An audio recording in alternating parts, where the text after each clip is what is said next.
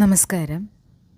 വ്യാസഭഗവാൻ പാണ്ഡവരെയും കുന്തിയെയും കൂട്ടിക്കൊണ്ടുപോയി ഏകചക്രയിലാക്കി, അതായത് ഒരു ബ്രാഹ്മണ മന്ദിരത്തിൽ താമസിപ്പിക്കുകയാണ് അല്ലേ. ഒരു മാസക്കാലം അവിടെ താമസിക്കാൻ നിർദ്ദേശിക്കുന്നുണ്ട്. പിന്നീട് അദ്ദേഹം വന്ന് വീണ്ടും കണ്ടുകൊള്ളാമെന്നും പറയുന്നുണ്ട്. അദ്ദേഹം കൂട്ടിച്ചേർത്തു, ദേശവും കാലവും അറിഞ്ഞു ജീവിക്കുന്നവർക്ക് ക്ലേശങ്ങളൊക്കെ നീങ്ങി സന്തോഷം ഉണ്ടാകും. എന്നിട്ട് പോവുകയാണ് വ്യാസമഹർഷി അവിടുന്ന്. അപ്പോൾ പോവുകയാണ്. അവരെ കുറച്ച് ദിവസം ആ ബ്രാഹ്മണ ഗൃഹത്തിൽ താമസിച്ച് ഭിക്ഷാടനമൊക്കെ ചെയ്ത് ജീവിച്ചു. സന്ധ്യയ്ക്ക് വീട്ടിൽ വന്ന് അന്ന് കിട്ടിയ ഭിക്ഷയെല്ലാം പാണ്ഡവർ കുന്തിക്ക് നൽകും. കുന്തി അതെടുത്ത് ഭാഗിച്ച് നൽകുന്നത് അവർ കഴിക്കും. കിട്ടുന്ന അന്നത്തിൽ പകുതി ഭീമന് കൊടുത്ത ശേഷം ബാക്കി പകുതിയെ അവരെല്ലാവരും കൂടി ഭക്ഷിച്ചിരുന്നുള്ളൂ. ഭീമൻ്റെ ശരീരം അതാവശ്യപ്പെടുന്നുണ്ടായിരുന്നു. അതുകൊണ്ടങ്ങനെ ഒരു ദിവസം ഭീമൻ ഒഴികെ മറ്റെല്ലാവരും ഭിക്ഷാടനത്തിന് പോയി. ഭീമൻ അമ്മയുടെ അരികിലിരിക്കുകയായിരുന്നു.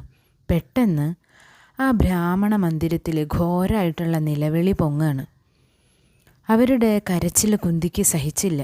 കുന്തി ഭീമനോട് പറയാണ്, ഈ ബ്രാഹ്മണന് എന്തോ കടുത്ത ആപത്ത് പറ്റിയിരിക്കുന്നല്ലോ.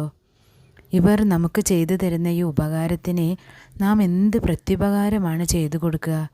ഇപ്പോഴെന്തെങ്കിലും അവർക്ക് ചെയ്തു കൊടുത്താൽ അത് അവർക്ക് വലിയ ഉപകാരമാവും. കാര്യം എന്താണെന്ന് അറിഞ്ഞു വരാൻ ഭീമൻ അമ്മയോട് പറഞ്ഞു. എത്ര പ്രയാസമുള്ള കാര്യമാണെങ്കിലും അവർക്ക് അത് ഞാൻ ചെയ്തു കൊടുത്തോളാമെന്ന് ഭീമൻ അമ്മയ്ക്ക് ഉറപ്പ് നൽകുകയാണ്. കുന്തി ആ ബ്രാഹ്മണ ഗൃഹത്തിൽ പോയി അന്വേഷിച്ച് വിവരങ്ങൾ മനസ്സിലാക്കി. നഗര അതിർത്തിയിൽ ഭഗൻ എന്നുള്ള ഒരു ക്രൂര രാക്ഷസൻ താമസിക്കുന്നുണ്ട്. അവൻ്റെ ആക്രമണമോ ഉപദ്രവമോ ഇല്ലാതിരിക്കാൻ ജനങ്ങൾ അവനെ ഒരു വണ്ടി ചോറും 2 പോത്തും ദിവസവും ഭക്ഷണമായിട്ട് കൊണ്ടുചെന്ന് നൽകണം. അതാണ് വ്യവസ്ഥ. മാത്രമല്ല, അതെല്ലാം കൊണ്ടുചെല്ലുന്ന ആളെയും അവൻ പിടിച്ച് ഭക്ഷിക്കും. അടുത്ത ദിവസം ഭക്ഷണം കൊണ്ടു ചെല്ലുന്നതിനുള്ള ഊഴം ആ ബ്രാഹ്മണ കുടുംബത്തിൻ്റെതാണ്. ഊഴം തെറ്റിച്ചാൽ അവരെല്ലാവരെയും അവൻ ഇങ്ങോട്ട് വന്ന് പിടിച്ചു തിന്നും. അപ്പോൾ താങ്കൾ ഭക്ഷണം കൊണ്ടുപോകും എന്ന് പറഞ്ഞ് ആ ബ്രാഹ്മണ ഗൃഹത്തിൽ ഓരോരുത്തരും തയ്യാറാവുകയാണ്. ഓരോരുത്തരും പറയുക, ഞാൻ കൊണ്ടുപോവാം എന്ന്. സ്വയം മരിച്ചാലും കുടുംബത്തിലെ മറ്റുള്ളവർ ജീവിക്കട്ടെ എന്നായിരുന്നു അവരിൽ ഓരോരുത്തരും കരുതിയത്. എല്ലാം കേട്ട് കഴിഞ്ഞപ്പോൾ കുന്തി ബ്രാഹ്മണനോട് പറയാണ്, നിങ്ങൾ ആരും തന്നെ ഭക്ഷണം കൊണ്ട് പോകുന്നതിൽ എനിക്ക് തൃപ്തിയില്ല. എൻ്റെ 5 മക്കളിൽ ഒരാൾ ആ ദുഷ്ട രാക്ഷസനുള്ള ഭക്ഷണം കൊണ്ടുപോകും. അത് കേട്ടപ്പോൾ ബ്രാഹ്മണൻ ഒരിക്കലും സമ്മതിച്ചില്ല. ആ നിർദ്ദേശത്തിന് യോജിച്ചതേയില്ല.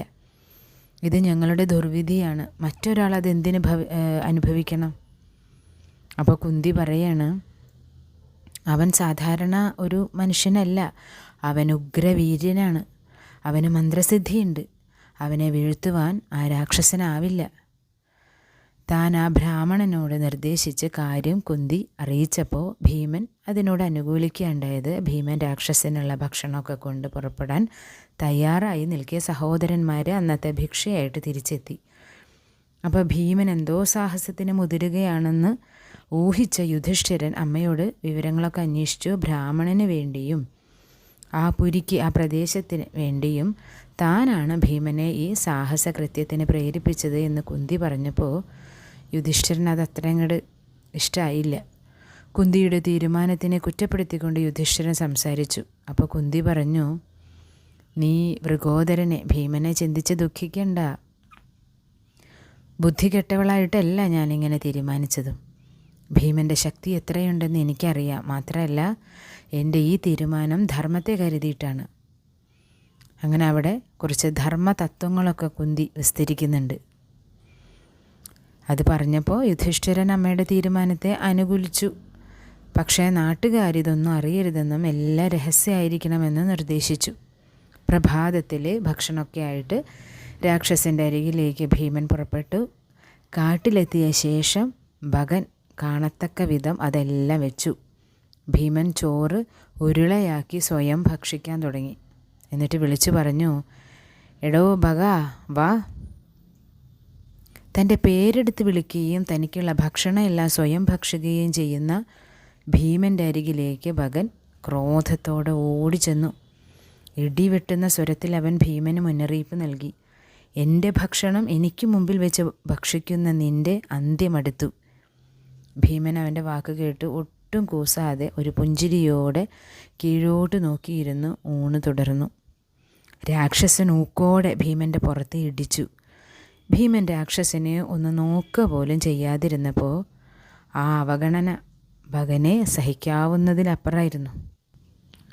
ഭീമൻ ഇഷ്ടം പോലെ ഭക്ഷണമൊക്കെ കഴിച്ച ശേഷം കയ്യും മുഖമൊക്കെ കഴുകി രാക്ഷസനോട് ഏറ്റുമുട്ടാൻ തയ്യാറായി നിന്നു. പിന്നെ വൃക്ഷങ്ങൾ പറിച്ചെടുത്ത് ഭീമനും രാക്ഷസനും തമ്മിൽ ഘോരമായിട്ടുള്ള പോരാട്ടമാണ്.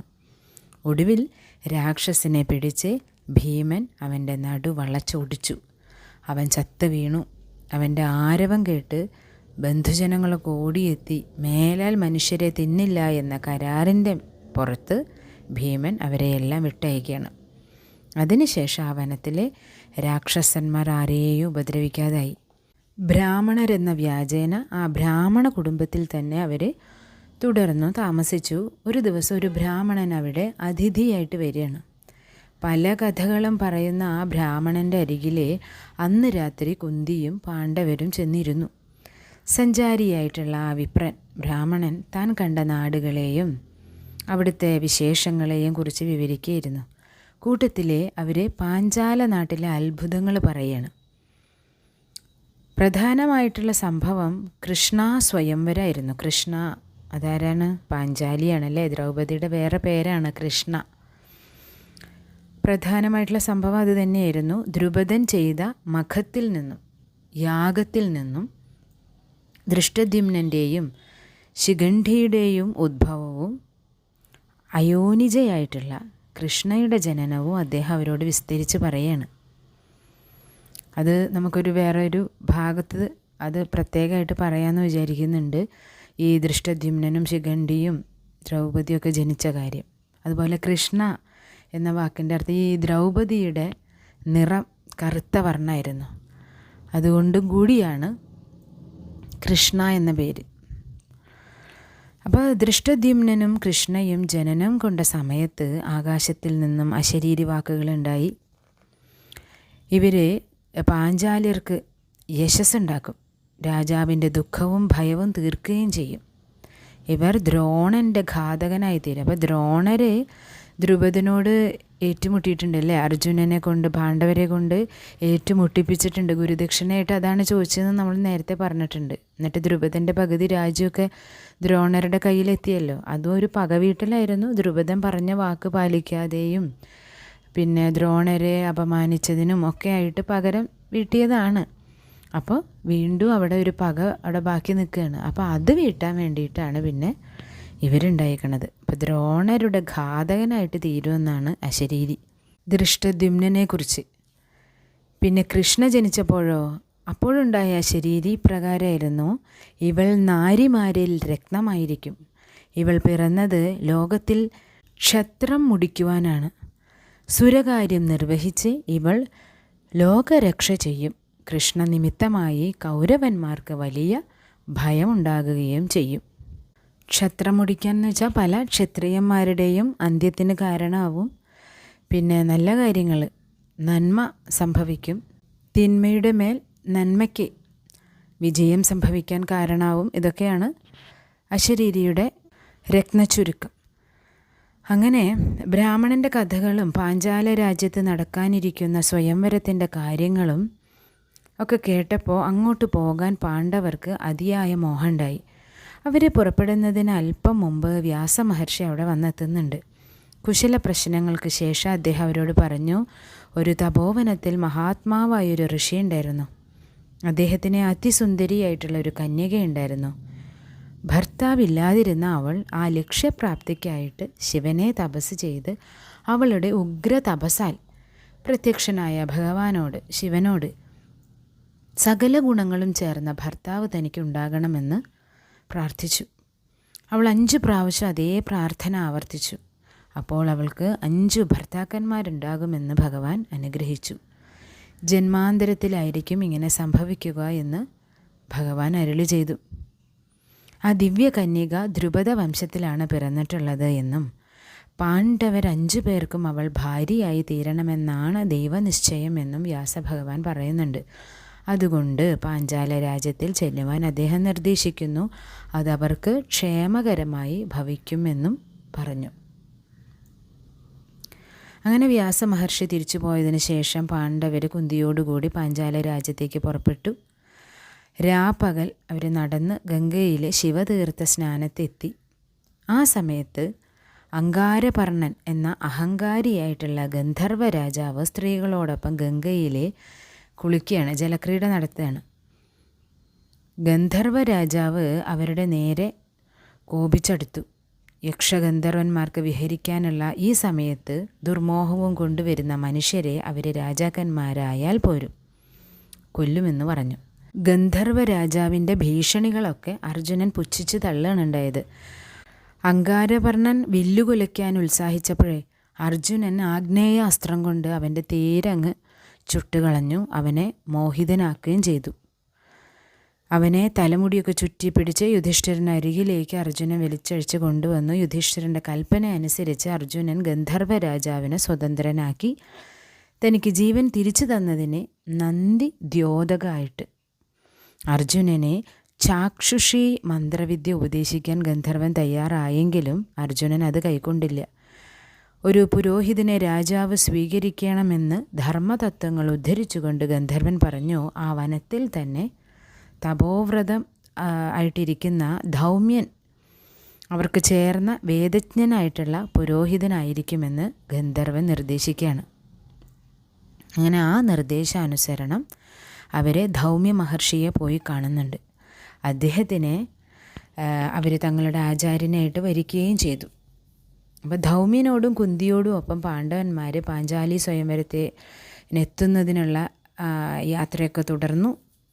അപ്പോൾ അവിടേക്ക് തന്നെ പോകുകയായിരുന്നു. ഒരുപാട് ബ്രാഹ്മണരെ അവർ വഴിക്ക് വെച്ച് കണ്ടുമുട്ടി കേട്ടോ. കാരണം അത്രയും പ്രസിദ്ധമായിട്ട് നടക്കുകയാണ് പാഞ്ചാലി സ്വയംവരം. അപ്പോൾ ഇത്രയും സുന്ദരിയും സമർത്ഥയും ദിവ്യയുമായിട്ടുള്ള ഒരു പെൺകുട്ടിയെ വിവാഹം കഴിക്കാൻ ആരാണ് ആഗ്രഹിക്കാത്തത്? അപ്പോൾ അതുകൊണ്ട് ഒരുപാട് പേര് ദ്രുപദൻ്റെ കൊട്ടാരത്തിലേക്കുള്ള യാത്രയിൽ അവർ അതേ ലക്ഷ്യത്തിന് പോകുന്ന ആൾക്കാരെ കാണുന്നുണ്ട്. പാണ്ഡവരുടെ പിന്നീടുള്ള യാത്ര അവരോടൊപ്പമായിരുന്നു. പാണ്ഡവരെ ബ്രാഹ്മണ വേഷധാരികൾ തന്നെയായിട്ടാണ് അവരോടൊപ്പം സഞ്ചരിച്ചത്. പാഞ്ചാലിയെ അർജുനന് വിവാഹം ചെയ്തു കൊടുക്കണം എന്ന മോഹൻ ദ്രുപദൻ സ്വകാര്യമായിട്ട് സൂക്ഷിച്ചിരുന്നു. അതെന്താ കാരണം? അന്ന് ദ്രോണരുടെ ഒപ്പം ദ്രുപദനെ തോൽപ്പിച്ചത് ആരാണ്? അർജുനനാണ്. അപ്പം അത്രയും വീറും സാമർഥ്യവും സൗന്ദര്യവും ഒക്കെ ഒത്ത് ചേർന്നിട്ടുള്ള ഒരാളെ മകളുടെ ഭർത്താവായിട്ട് ആഗ്രഹിക്കുക എന്ന് പറഞ്ഞാൽ അതിൽ അത്ഭുതമൊന്നുമില്ലല്ലോ. പക്ഷേ അർജുനൻ ജീവിച്ചിരിപ്പുണ്ടോ എന്നും ഉണ്ടെങ്കിൽ തന്നെ എവിടെയാണ് എന്നും നിശ്ചയമില്ല. കാരണം വാരണാവതത്തിൽ അരക്കില്ലത്തിൽ മരിച്ചുപോയോ സംശയമാണ്, അന്വേഷിക്കാത്ത ഇടയില്ല. ഈ സാഹചര്യത്തിൽ തൻ്റെ മോഹം സാക്ഷാത്കരിക്കാനായിട്ട് ദ്രുപദൻ ഒരു കൗശലം പ്രയോഗിച്ചു. എന്താ അത്? കുലയ്ക്കാൻ കഴിയാത്തത്ര സുദൃഢമായിട്ടുള്ള ഒരു വില്ലുണ്ട്. ആകാശത്തിൽ നിൽക്കുന്ന കൃത്രിമമായ ഒരു യന്ത്രവും അതിനകത്തൊരു ലക്ഷ്യവും രാജാവ് തീർപ്പിച്ചു. ആ വില്ലിൽ ഞാൻ കെട്ടി യന്ത്രത്തെ സ്പർശിക്കാതെ തന്നെ അമ്പുകൾ കൊണ്ട് ലക്ഷ്യം ഭേദിക്കുന്നവനെ പുത്രിയെ വിവാഹം ചെയ്തു കൊടുക്കാം. അതാണ് രാജാവിൻ്റെ പ്രഖ്യാപനം. ഈ വിളംബരം കേട്ട് രാജാക്കന്മാരെല്ലാവരും വന്നു ചേർന്നു. സ്വയംവരം കാണാനുള്ള കൗതുകം കൊണ്ട് മുനിവരന്മാരും യോഗ്യന്മാരായിട്ടുള്ള ബ്രാഹ്മണരും ഒക്കെ വന്നു ചേർന്നിട്ടുണ്ട്. രാജാക്കന്മാരെല്ലാം സ്വയംവരം കാണാൻ സ്വസ്ഥാനങ്ങളിൽ ഇരിപ്പുറപ്പിച്ചിട്ടുണ്ട്. ദുര്യോധനനെ മുന്നിലാക്കി കർണനോടൊപ്പം കൗരവന്മാരും വന്നിരുന്നു. അവരും രാജാക്കന്മാർക്കുള്ള മഞ്ചങ്ങളിൽ ഉപവിഷ്ടരായിട്ടുണ്ട്. ബ്രാഹ്മണർക്കിടയിലെ പാണ്ഡവരും തങ്ങളുടെ പ്രച്ഛന്ന ബ്രാഹ്മണ വേഷത്തിൽ ഇരിപ്പ് ഉറപ്പിച്ചിട്ടുണ്ട്. ശുഭ്രവസ്ത്രധാരിണിയും സർവാഭരണ വിഭൂഷിതയായിട്ടുള്ള ദ്രൗപദി രംഗത്തിലിറങ്ങി വന്നു. വിവാഹ മന്ത്രോച്ചാരണങ്ങളെല്ലാം അവസാനിച്ച ശേഷം സഹോദരിയോടൊപ്പം രംഗത്തെത്തിയ ദൃഷ്ടദ്യുമ്നൻ പ്രഖ്യാപിക്കുകയാണ്, രാജാക്കന്മാരെ, ഈ വില്ലും ലക്ഷ്യവും ബാണങ്ങളും നോക്കൂ. മുകളിൽ ഘടിപ്പിച്ചിട്ടുള്ള യന്ത്രത്തിൻ്റെ പഴുതിലൂടെ ഒരേ സമയം 5 ബാണങ്ങളെയ്ത് ലക്ഷ്യം ഭേദിക്കുന്ന ആൾക്ക് എൻ്റെ സഹോദരി കൃഷ്ണ ഭാര്യയായിരിക്കും. അതിനുശേഷം സ്വയംവര പന്തലിൽ വന്നെത്തിയിട്ടുള്ള എല്ലാ രാജാക്കന്മാരെയും ദൃഷ്ടദ്യുമ്നൻ സഹോദരിക്ക് പരിചയപ്പെടുത്തി കൊടുത്തു.